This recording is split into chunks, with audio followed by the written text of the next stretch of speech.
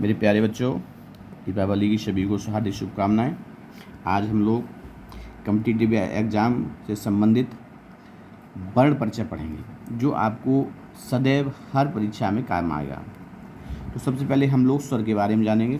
स्वर को संस्कृत भाषा में अच कहा गया है। तो अच जो स्वर हैं वो सबसे पहले है स्वर, ये 5 रहते हैं, आ, ई, उ, ऋ और ल। और दीर्घ स्वर ये 4 रहते हैं, बड़ा, बड़ी, बड़ाऊ और ऋ। ऋ जब क्या होता है, जब इनकी इसमें ई की आवाज़ मतलब मिश्रित रहती है तो ये वाली ऋ रहती है। ए, ऐ, ओ, औ ये दीर्घ स्वर ही हैं और इन्हें संयुक्त स्वर भी कहा गया है। ये 2 स्वरों के मिश्रण से बनते हैं। ये जो वर्ण है इसे प्लुत स्वर कहा गया है। इसकी जो आवाज़ होती है 2 गुने से अधिक होती है। जैसे हम जब ओम लिखते हैं तो ओम में जो छोटी ई जैसा ये वर्ण बनने की जो चिन्ह बना रहता है, इसका मतलब ये होता है जो आगे वाला स्वर है उसका उच्चारण मतलब उसकी सामान्य स्वर से 3 गुना किया जाएगा। ऐसे ओम बोलते हैं। अब व्यंजन की बात करते हैं। व्यंजन को संस्कृत भाषा में हल कहा गया है। अब ये सर्वप्रथम ये पंचमाक्षरी वर्ग वर्ण रहते हैं। ये 5 वर्ग होते हैं इसलिए इन्हें, और हर वर्ग में 5-5 वर्ण रहते हैं इसलिए इसे पंचमाक्षरी वर्ण भी कहा जाता है। तो सबसे पहले होता है क वर्ग, का, ख, ग, यहाँ। इसका उच्चारण स्थान कंठ से रहता है, इसकी आवाज़ जो कंठ से आती है। चा, छा, जा, जा, वहाँ।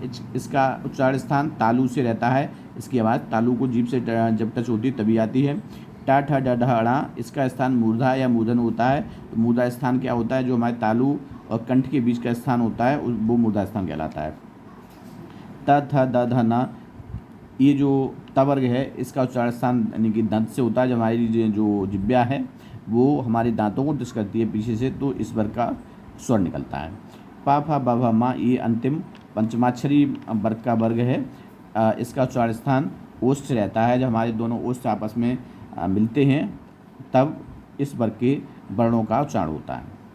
अब बात करते हैं अंतस्थ वर्णों की। अंतस्थ वर्ण या अलावा 4 होते हैं। ऊष्म वर्ण श, खे, सा, 4 होते हैं। अब इन्हें ऊष्म वर्ण क्यों कहा गया है? ऊष्म वर्ण इसलिए कहा गया है इनके जब इनका उच्चारण किया जाता है तो ऊष्मा उत्पन्न होती है, ऊष्मा पैदा होती है। मतलब कि ये जो वर्ण है इनका उच्चारण करते समय घर्षण पैदा होता है, घर्षण कार्य से ऊष्मा उत्पन्न होती है इसलिए इन्हें ऊष्म वर्ण कहा गया है। अब बात रह जाती है इन 3 वर्णों की, छे, त्र, ज्ञा की। इन्हें संयुक्त वर्ण कहा गया है। ये 2 वर्णों के मिलने से बनते हैं या 2 वर्णों का आपस में जब विकार होता है तो ये वर्ण पैदा होते हैं। जैसे छे आधा का और षटकोण वाला सा, त्र आधा ता और र, ज्ञ, ज और ज्या, तो इसे ज्या कहते हैं यहाँ मिलके।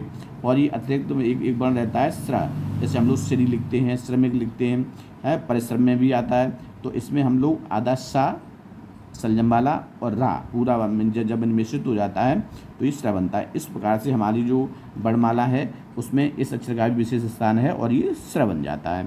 तो वो मेरे प्यारे बच्चों, मैं जहाँ तक समझता हूँ आज की दी गई जानकारी आप लोग ध्यान से पढ़ेंगे और आपको जीवन पर्यंत काम आएगी। और मेरे चैनल को अधिक से अधिक संख्या में सब्सक्राइब करें जो कि नई वीडियो भी आपको मिलती रहे।